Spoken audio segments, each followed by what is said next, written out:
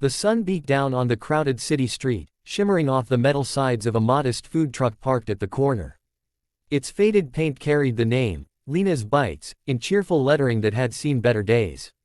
Inside, a young woman, Lena, moved with the kind of rhythm only years of necessity could carve into a person. Her hands flew from the sizzling grill to the counter, from the steaming fryer to the register, all while her tired eyes scanned the ever-growing line of hungry customers. Her apron was stained from the morning rush, and strands of her dark hair escaped from beneath her cap, sticking to her forehead with sweat. Yet she kept moving, her soft voice repeating order after order, scribbling notes, flipping patties, and handing out paper trays with a tired but genuine smile. For Lena, this food truck wasn't just a job, it was survival. Every sandwich, every taco, every dollar mattered. Her family depended on it. She had no time for small talk, no time for looking closely at faces in the crowd. Everyone in line was just another customer, another transaction that kept the wheels of her struggling world turning. Amidst the laughter and chatter of customers waiting, one man stood out, but not because Lena noticed him. He was tall, wearing a perfectly tailored navy suit that somehow looked untouched by the summer heat. His polished shoes gleamed, his watch caught the light, and his posture carried the kind of quiet authority that money and influence naturally bestowed. Yet, here he was, patiently standing among ordinary workers and college students waiting for lunch. Others in line stole quick glances at him, whispering under their breaths. Who was this man who looked more suited to a boardroom than a sidewalk food truck? But Lena didn't notice. She was too busy pouring lemonade into plastic cups and calling out numbers. "Order 27, she shouted, her voice carrying above the noise. The man in the suit didn't step forward. He wasn't number 27. He simply adjusted his cufflinks and waited, watching her with an expression no one else caught. Something soft, nostalgic, almost wistful. As the minutes passed, Lena grew more worn, her movements a little slower. Her eyes burned from lack of sleep, but still she forced a smile for the next customer. When she finally looked up, it wasn't at him. It was at the young college kid after him, asking if he wanted extra sauce. By the time the suited man stepped forward, she was too drained to look beyond the transaction. To her, he was just another hungry stranger. "Next," she said mechanically, barely glancing at his face. "What'll you have?" He didn't answer right away. Instead, he leaned forward, resting one hand casually on the counter. His presence was commanding, enough to draw Lena's attention even in her exhaustion. She finally looked up, irritation flickering across her face for just a second, until her eyes met his. The man smiled faintly, lowering his voice so only she could hear. "Still remember me?" Lena froze, her hand hovering above the cash register. The words pierced through her fatigue like a lightning bolt, pulling her backward in time. Her eyes widened, and for a moment, the bustling street, the sizzling grill, and the impatient line behind him all blurred into silence. Her mind scrambled to process.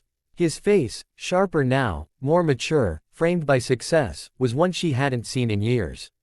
But the eyes, those familiar, steady eyes, deep brown with a hint of mischief, were unmistakable. Her fingers fumbled, knocking a spoon off the counter with a clatter. A customer behind him coughed impatiently, but Lena didn't hear.